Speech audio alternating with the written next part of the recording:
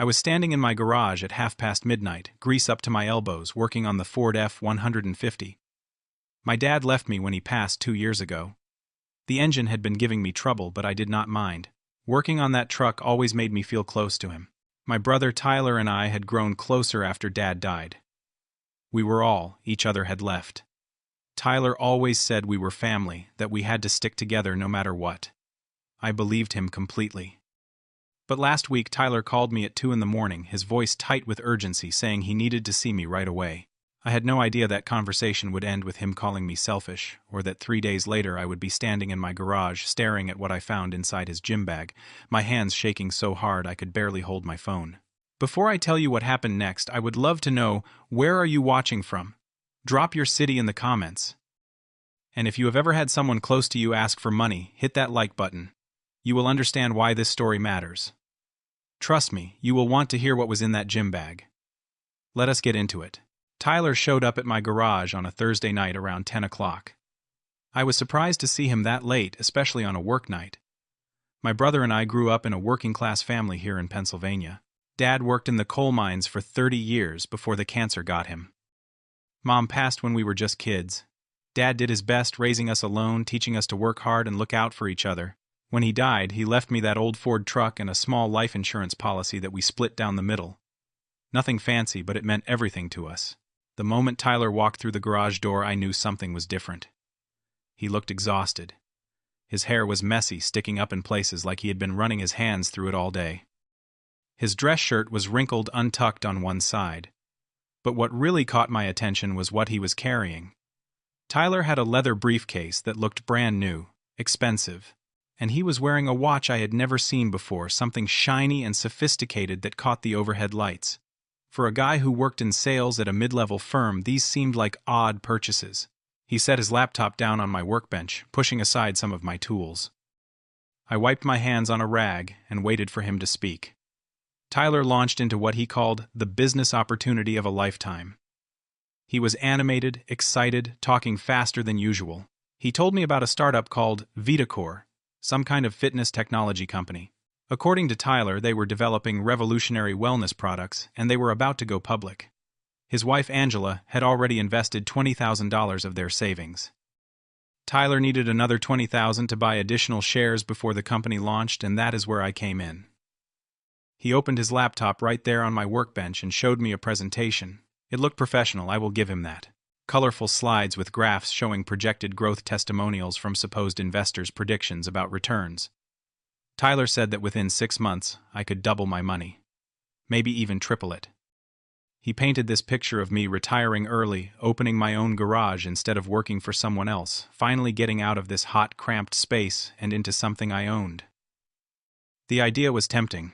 I had been saving for years, dreaming about having my own shop. $20,000 was everything I had managed to put away since Dad passed. But if Tyler was right, if this was real, it could change my life. Still, something in my gut hesitated. That was my entire safety net. If anything went wrong with my truck, if I got sick, if work slowed down, that money was all I had. When I told Tyler I needed time to think about it, his whole demeanor shifted. The excitement drained from his face, replaced by something harder. He started talking about Dad. He said Dad would have jumped on an opportunity like this, that Dad always told us we had to take risks if we wanted to get ahead. Then Tyler brought up those final weeks when Dad was in the hospital, how Dad made us promise to take care of each other, to never let money come between us. Tyler put his hand on my shoulder and looked me straight in the eye. His voice got serious, almost pleading. He said he would not ask if he was not absolutely certain this would work. He said this was for both of us, for our future. Then, he said something that hit me hard. He asked if I trusted him. Not the investment, not Vitacore, but him, my brother.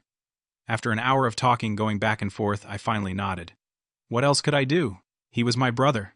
He was all the family I had left. Tyler pulled me into a tight hug, patting my back hard. He told me I would not regret this, called me little brother the way Dad used to. For a moment it felt right. It felt like we were in this together. 2 days later, on Saturday morning, we met at the bank. My hands were sweaty as I filled out the wire transfer form. $20,000 to an account Tyler provided. After the money went through, Tyler showed me a confirmation email on his phone. supposedly from Vitacor, welcoming me as an investor. He promised the official paperwork would arrive within 2 weeks. We shook hands outside the bank. Tyler was grinning, optimistic. He said we were going to be rich. That night, I could not sleep. I kept thinking about the future, about what I could do with double the money. But there was also this nagging anxiety in the back of my mind, a small voice asking, what if? I tried to push it away. Tyler was my brother. He would never hurt me. Right. 3 days passed and something changed. Tyler stopped answering my calls. I tried him 3 times on Tuesday, and each call went to voicemail. When I texted him, I only got short responses. Busy. Talk later. Nothing more. It was not like him. We usually talked a few times a week, even if just to check in. On Wednesday evening, I drove over to his house. Tyler and Angela lived about 15 minutes away from me in a neighborhood slightly nicer than mine. When I pulled up, Angela answered the door. She looked stressed, her face drawn, dark circles under her eyes. When I asked for Tyler, she said he was out with clients. Her voice was cold, distant, nothing like her usual warmth. She avoided looking directly at me. I tried to make small talk, but Angela seemed eager to get rid of me. As she stood in the doorway, I noticed cardboard boxes stacked in the hallway behind her. When I asked if they were moving, she quickly said they were just redecorating. But something felt off about that answer. Before Angela closed the door, I caught a glimpse of a paper on the kitchen counter, something official looking from a bank. Angela noticed me looking and quickly moved to block my view. Driving home, that uncomfortable feeling in my gut grew stronger. Something was wrong. I could feel it. But I kept telling myself to trust Tyler, to give him the benefit of the doubt. He was probably just busy. The paperwork would come. Everything would be fine. 2.5 weeks went by with no documents from Vitacor. Nothing in the mail, nothing by email. Every day I checked, and every day there was nothing. The anxiety I had been trying to ignore started turning into something else. Fear. Anger. Doubt. On a Thursday night, I sat down at my laptop and decided to do some research. I typed Vitacor into the search engine. The website came up immediately, and it looked legitimate at first glance. Professional design, clean layout, lots of corporate language about innovation and wellness. But as I started digging deeper, things began to unravel. There was no physical address listed for their headquarters, just a generic contact form. The testimonials on the site were all vague, no last names, no photos, no way to verify these were real people. I clicked over to LinkedIn to look up the founders Tyler had mentioned. I found their profiles, but something was wrong. Each account had fewer than 50 connections. The profiles had only been created a few months ago. No work history before Vitacor. No recommendations. Nothing. I kept searching, looking for news articles, press releases, anything from a credible source about this company. There was nothing. Not a single legitimate news outlet had covered Vitacor. My stomach started to turn. I felt sick, like the floor was dropping out from under me. Then I found a forum post from 3 weeks earlier. Someone had asked if anyone had heard of Vitacor, if it was legit. One of the replies said it sounded like a scam, told the person to be careful. My hands were shaking as I read through more comments. People warning each other. People saying they had almost invested, but something felt wrong. I grabbed my phone and texted Tyler. I tried to keep my message calm. I said we needed to talk about Vitacor, asked him to call me that night. 3 hours later, he finally responded. Everything is fine. Stop worrying. That was it. No explanation. No reassurance. Just dismissal. I barely slept that night. By Friday evening, I had made up my mind. I was going to Tyler's house, and I was not leaving until I got answers. I showed up at 7 o'clock. Tyler could not avoid me this time. His truck was in the driveway. I knocked hard on the door. Tyler opened it himself. He looked annoyed to see me, but he let me in. We sat down in the living room. I could hear Angela in the other room, and I was pretty sure I heard her crying softly. Tyler asked what was so urgent. I told him I needed to see the paperwork. Official documents. I wanted phone numbers, addresses, someone at Vitacor I could contact directly. Tyler got defensive immediately. He asked if I did not trust him. After all we had been through, was I really questioning him? I kept my voice steady. I told him this was not about trust. This was my entire life savings. I just wanted to verify everything was legitimate. Any reasonable person would want that. Tyler stood up, his voice rising. He said this was exactly why I would never get ahead in life. Always doubting, always scared, never willing to take chances. I stood up too. I told him to show me the documents right now, or I was done. That is when Tyler exploded. He started yelling, pacing around the room. He called me ungrateful. He said he had pulled strings to get me into this deal, that most people would never have access to an opportunity like this. He said I should be thanking him, not interrogating him. Then Tyler said something that cut deeper than anything else. He told me I was selfish. He said I had always been selfish, that even Dad had favorites and I was it. According to Tyler, Dad gave me the truck because I was the golden child, and now I could not even help my own brother when he needed me. I stared at him, shocked. I reminded him that I had just given him $20,000. $20,000 I had worked years to save. How was that selfish? Tyler shot back that I was already throwing it in his face.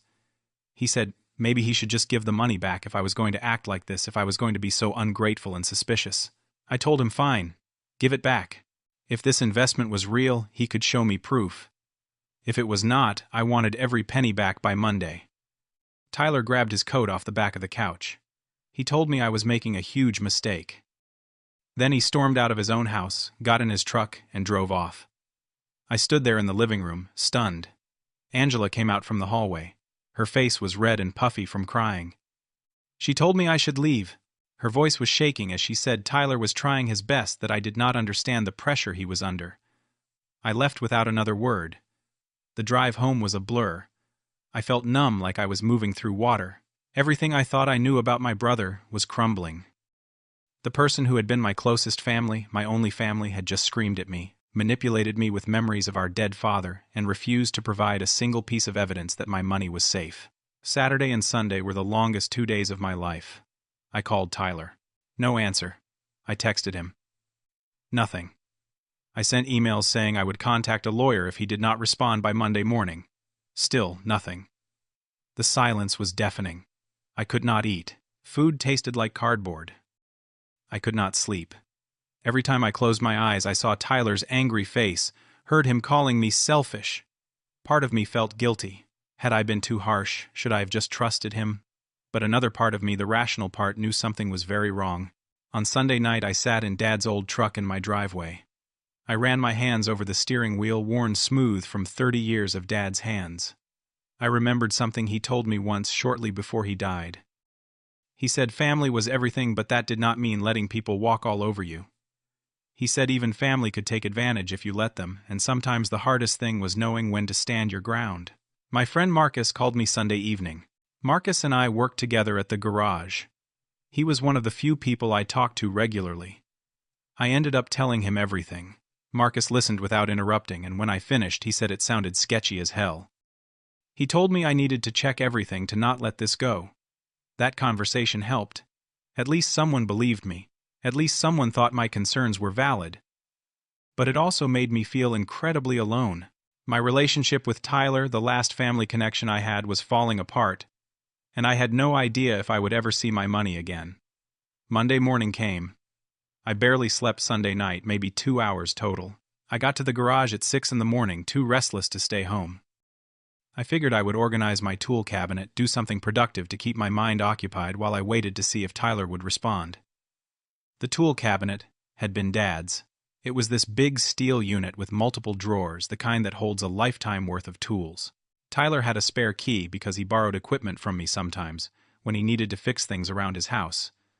I rarely used the bottom drawer. It was where I kept the stuff I almost never needed, specialty tools and old parts.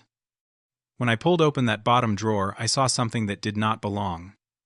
A black gym bag, Nike brand, pushed all the way to the back. I knew immediately it was not mine. As I pulled it out, I recognized the keychain hanging from the zipper. It was a little silver pendant. Angela had given Tyler for his birthday last year. The bag was heavier than I expected. The zipper was partially open. I stood there holding it, confused. Why would Tyler hide his gym bag in my tool cabinet? Why not just ask me to hold it or keep it in his own truck? Nothing about this made sense. My hands started shaking as I reached for the zipper. Part of me felt like I was invading his privacy. But a bigger part of me knew I needed to understand what was happening. I unzipped the bag completely and looked inside. What I saw made my blood run cold. The first thing I pulled out was a stack of receipts.